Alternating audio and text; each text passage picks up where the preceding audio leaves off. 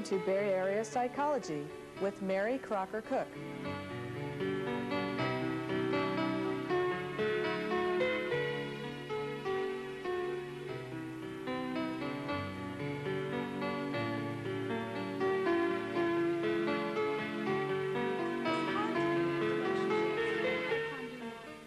Yes, I do.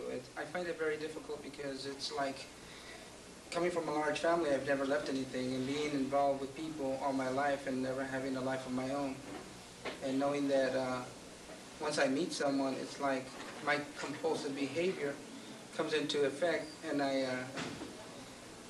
take hostages, and knowing that someone cares for me is enough for me to trigger who my MO in people, because I see them as, well, they like me, I need them, I take them. And letting go of someone was very difficult because my third wife was like, I had to actually pray to my higher power to give me the strength to ask her to leave. And that was the first time I had ever asked anyone in my life to leave me. So it was very difficult. Welcome to Valentine's Day on Bay Area Psychology. This is the day designated by Hallmark and long-standing tradition as a day of love, a day where we exchange loving sentiments even when we do not the rest of the year. Perhaps your Valentine's Day doesn't look like this, and maybe you can relate more to Fred and his struggle. In fact, you might have spent this Valentine's Day like you spent last year and the year before, wishing you were sharing the day with someone else.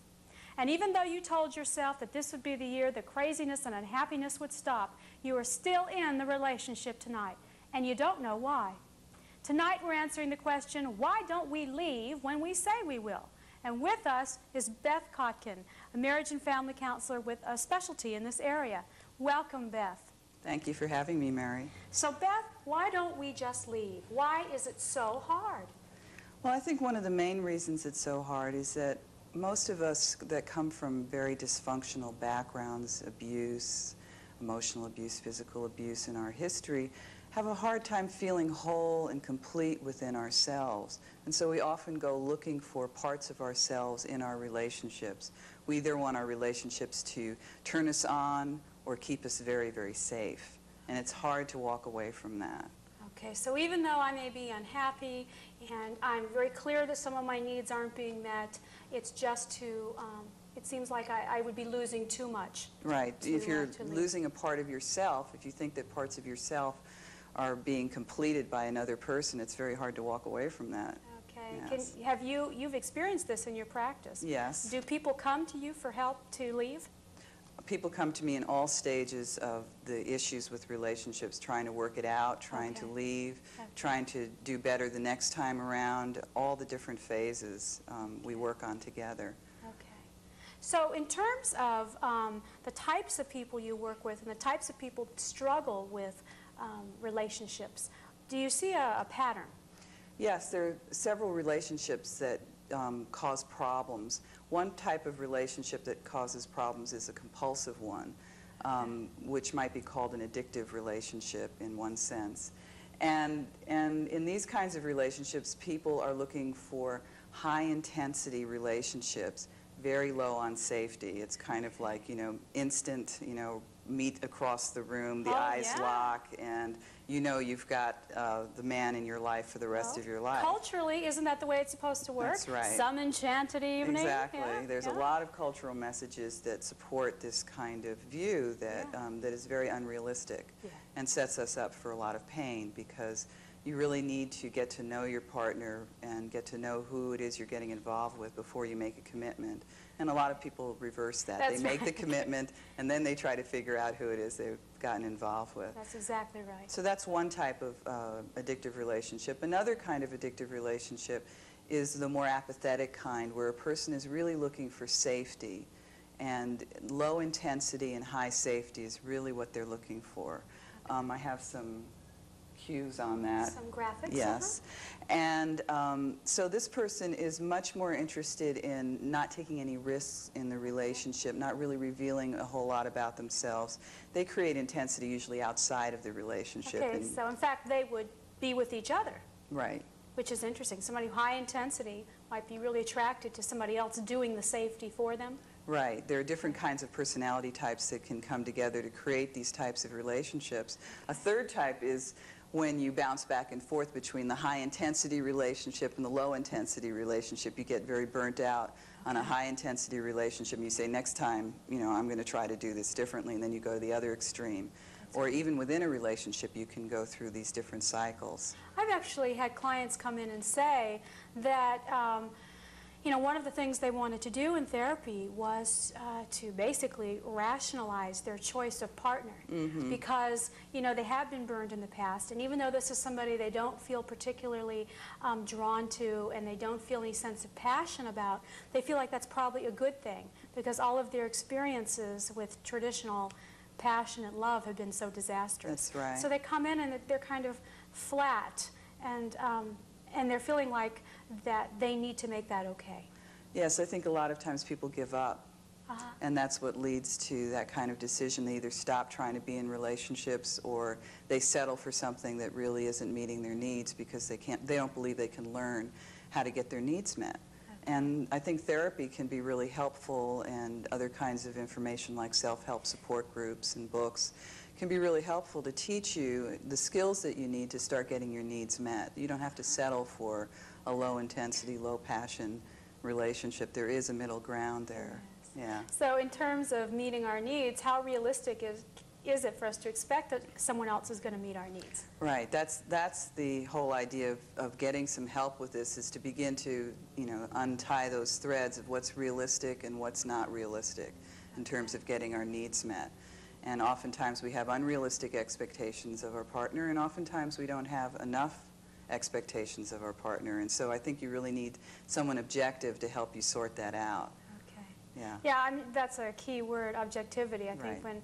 when our heart's involved, it becomes very hard to sort that out by yourself. Right. And that's why it's so important to take our time to get to know a person before we make a commitment, before we get romantically involved, to really find out who this person is that we're starting to become attracted to or spend time with, so that we can use our brains more and rely less on our hormones to dictate, who we wind up in a relationship with. But, I've actually heard, I believe it was Harville Hendrix made the point that kind of the genetic reason that we have that kind of instant high is that early passion or sexuality is what connects us long enough for us to then form a relationship, because we are such different people that without that chemistry, we wouldn't hook up at all. I didn't know what you might feel about that. I think the chemistry is important. I don't think you have to settle for not having passion in a relationship. I think the point is that you don't have to act on those feelings immediately. Okay. You can have the chemistry, but you don't have to jump in bed on the first date, okay? That's my point. Take your time to get to know somebody. If you've got the chemistry, it'll be there in 3 months or 6 months or however long it takes you to feel really safe and to feel like you have a good idea of who you're getting involved with.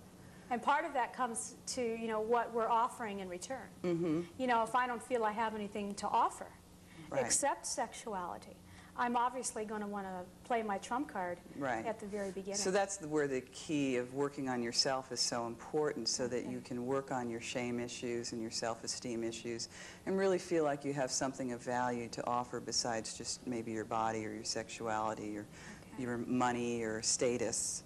Okay. So some of the personalities that get involved in these kinds of relationships, one type is sort of the avoidant, counter-dependent type person who is very much in denial of their own needs.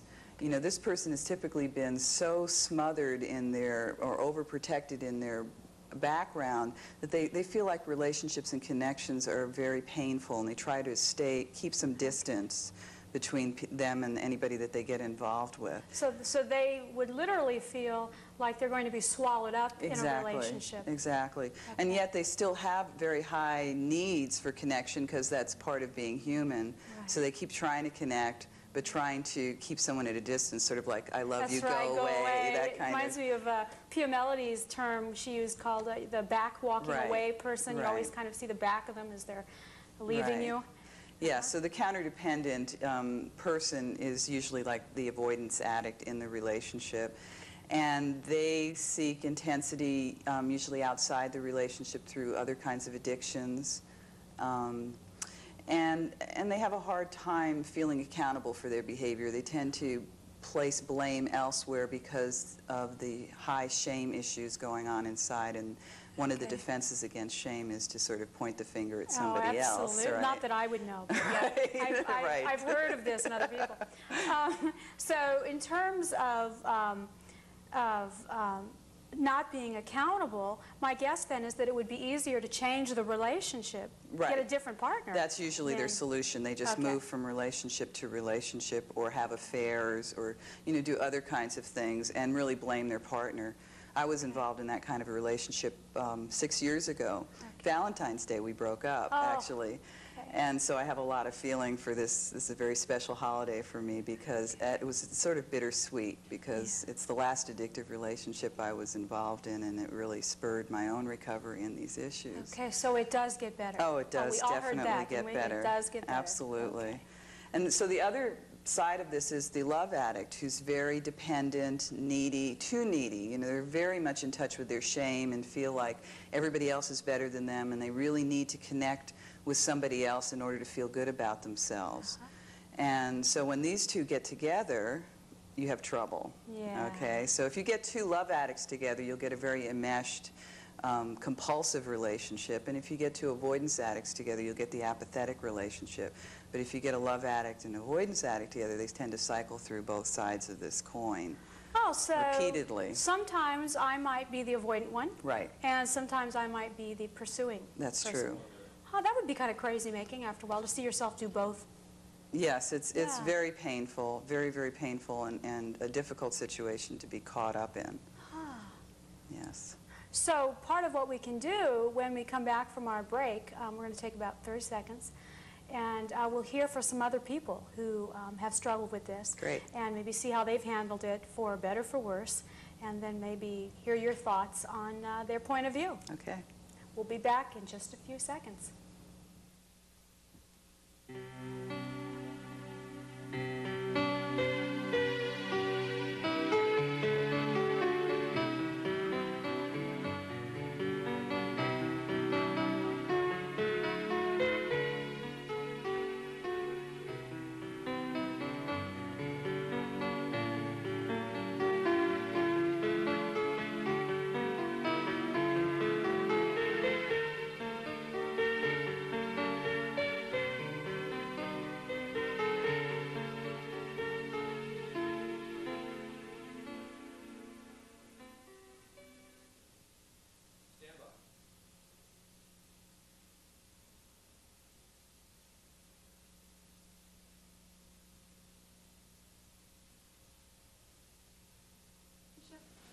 Yeah, I was in a three-year relationship with a girl that would not let me, would not, how do you say, take no for an answer.